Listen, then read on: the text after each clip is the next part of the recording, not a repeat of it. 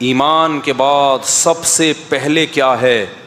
اچھا ایمان میں توحید بھی ہے، اللہ پر ایمان. قرآن کہتا ہے وَمَا يُؤْمِنُ أَكْثَرُهُمْ بِاللَّهِ إِلَّا وَهُمْ مُشْرِكُونَ. بہت سے لوگ اللہ پر ایمان لے کر آتے ہیں، ساتھ میں شرک بھی کر رہے ہو. عیسائی بھی کہتے ہیں ہم ایک اللہ کو مانتے ہیں، پھر کہتے ہیں عیسیٰ اللہ کے بیٹے ہیں. اللہ کہتے ہیں اس ماننے کی تکلف کی ضرورت نہیں ہے، جب بیٹا تو اسی کی جنس میں سے ہوتا ہے، تو اللہ کا کو مثل کوئی بھی نہیں ہے. لیس کمثلہ شیء، اللہ جیسا کوئی بھی نہیں ہے. بیٹا باپ جیسا ہوتا ہے کہ کہتے ہیں نا ناک دادا پہ گئی ہے، آنکھیں، اور شرارتی اگر ہو تو بیوی کہتی ہے بالکل باپ پہ گیا ہے. ٹھیک ہے نا، بالکل کس پہ گیا ہے؟ باپ پہ گیا ہے. تو بیٹا نہیں ہو سکتا اللہ کا کوئی. تو عقیدہ توحید ہے، اس میں یا اللہ مدد ہوگا یا رسول اللہ مدد نہیں چلے گا، یا غوث آدم مدد نہیں چلے گا، قبروں سے مانگنا نہیں چلے گا. اگر کرنا ہی ہے پھر اللہ کہتا ہے پھر یہ مجھ پر ایمان کے تکلف کی بالکل بھی ضرورت نہیں ہے. دوسری کامیابی کی علامت، پہلی ایمان جس میں عقیدہ توحید سب آ گیا. دوسری بات، نمازوں میں خشوع پیدا کرتے ہیں. جس کی نماز میں خشوع نہیں ہے اللہ کی نظر میں وہ کامیاب نہیں. تراویحوں میں کیسا بیڑا غرق ہو رہا ہے نمازوں کا یار، یوٹیوب پہ آ رہی ہوتی ہیں گاؤں دیہاتوں کی تراویحاں. ان الذین آمنوا تعلمون، ٹھک رکوع، ٹھک قوما، ٹھک سجدہ. تسلی سے 3 تسبیحات تو پڑھ لو.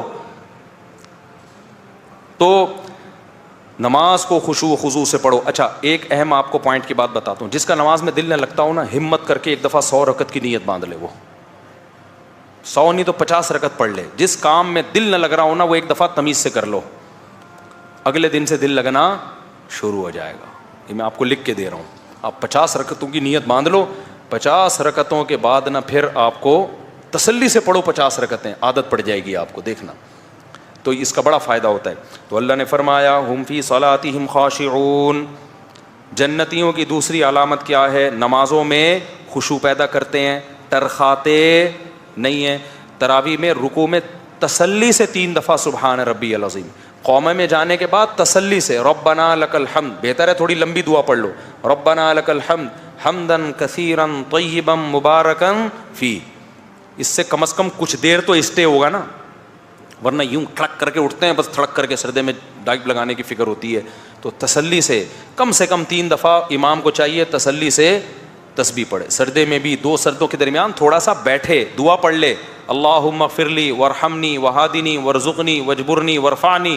یہ دعا سنت سے ثابت ہے. 2 سردوں کے درمیان یہ دعا پڑھ لے گا نا تو ایک دم ٹھک کر کے دوسرا سجدہ نہیں ہوگا.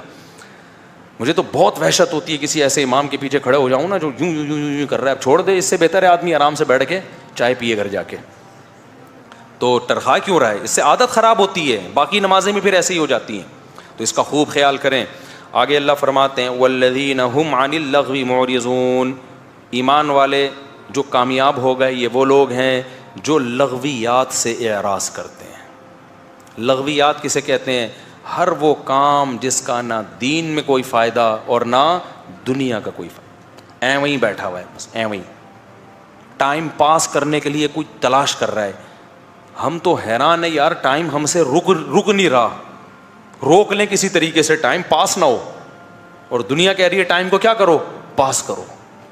جب انسان دین پر چلتا ہے نا تو اس کی یہ تمنا ہوتی ہے کاش جو زمانہ میں نے بے دینی میں گزار دیا نا وہ مجھے دوبارہ مل جائے، میں کہاں پہنچ جاؤں اب. کتنے لوگ میں نے دیکھے ہیں 40 سال میں توبہ کی، کہتے ہیں یار بہت دیر سے توبہ کی، بڑا نقصان ہو گیا. ہم چاہتے ہم دوبارہ پرانی زندگی میں جائیں، اس وقت توبہ کریں.